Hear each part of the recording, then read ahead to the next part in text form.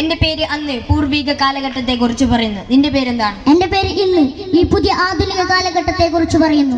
എന്നാൽ ഞാൻ പറയാം, അന്ന് മതവിജ്ഞാനം തേടി മനുഷ്യൻ പുറപ്പെടുമായിരുന്നു. ഇന്ന് വിജ്ഞാനം തേടി വിജ്ഞാനം മനുഷ്യനെ തേടി വരുന്നു. അന്ന് മുതിർന്നവരായിരുന്നു വീട്ടുകാര്യങ്ങൾ നോക്കിയിരുന്നത്. ഇന്ന് ഇളയവർ മുതിർന്നവരെ ഭരിക്കുന്നു. അന്ന് മുഹമ്മദ്, അബ്ദുല്ല, മരക്കാർ, പോക്കർ തുടങ്ങിയ പേരുകളായിരുന്നു വിളിച്ചിരുന്നത്. ഇന്ന് ടിന്നു, മിന്നു, കിറ്റു, ടിറ്റു എന്ന പുതിയ പേരുകളാണ് പറയുന്നത്.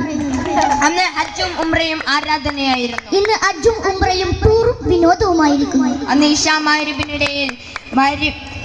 മഗ്‌രിബിനിടയിൽ മാല മൗലൂദുകളും സിക്റും സലാത്തുമായിരുന്നു. ഇന്ന് ഇശാ മഗ്‌രിബിനിടയിൽ സീരിയൽ TV നടിമാരൊത്ത് കരയുന്നു. അന്ന് അള്ളാഹുവിനെ പേടിച്ചായിരുന്നു കരഞ്ഞിരുന്നത്. ഇന്ന് സീരിയൽ TV നടിമാരൊത്ത് കരയുന്നു. അന്ന് മനുഷ്യനായിരുന്നു നിലയും വിലയും. ഇന്ന് പട്ടിക്കാണ് വിലയും നിലയും. അന്ന് പട്ടിയെ കൊല്ലുമായിരുന്നു. ഇന്ന് പട്ടിയെ കൊന്നവനെ കൊല്ലും. അന്ന് 10 ആളുകൾ ഒരു പാത്രത്തിൽ നിന്നുമായിരുന്നു. ഇന്ന് ഒരാൾ 10 പാത്രത്തിൽ നിന്ന് തിന്നു. അന്ന് താമസിക്കാനായിരുന്നു വീട്. ഇന്ന് പൊങ്ങച്ചത്തിന് വേണ്ടിയാണ് വീട്. അന്ന് ശരീരം മറക്കാനായിരുന്നു വസ്ത്രം.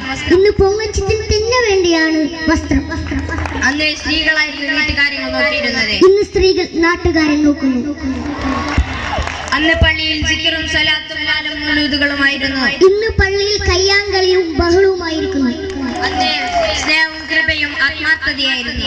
ഇന്ന് സ്നേഹം കൃപയും വെറും അഭിനയം മാത്രം. തൽക്കാലം നിർത്തട്ടെ. അസ്സലാമു അലൈക്കും വറഹ്മത്തുള്ളാഹി തആല വബറകാതുഹു.